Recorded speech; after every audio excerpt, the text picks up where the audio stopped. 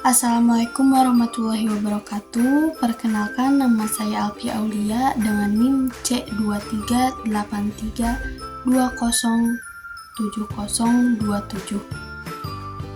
Saya dari Prodi Pendidikan Teknologi Informasi semester 2 di Universitas Muhammadiyah Tasikmalaya. Video ini dibuat untuk memenuhi salah satu tugas dari mata kuliah Arsitektur dan Organisasi Komputer, yaitu mempresentasikan hasil dari jawaban tugas 5. Oke, yang pertama yaitu fungsi utama modul input atau output. Fungsi utama modul input atau output adalah sebagai peralatan antarmuka atau interface untuk sistem bus atau switch sentral. Modul input atau output bertugas mengontrol satu atau lebih perangkat periferal yang berfungsi sebagai penghubung maupun piranti logika untuk melakukan komunikasi antara periferal dan bus komputer. Yang kedua, ada teknik input atau output untuk input blok data.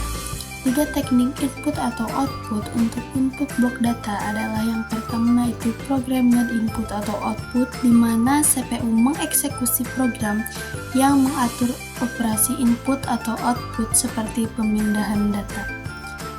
Yang kedua yaitu input driven input atau output, di mana modul input atau output menginterupsi CPU setelah selesai tugas agar CPU dapat melakukan tugas lainnya. Yang ketiga yaitu Direct Memory Access atau DMI, di mana transfer data didelegasikan ke DMI sehingga CPU hanya terlibat pada awal dan akhir proses saja. Yang selanjutnya yaitu ada bagaimana prosesor menentukan perangkat yang mengeluarkan interupsi saat terjadi interupsi perangkat.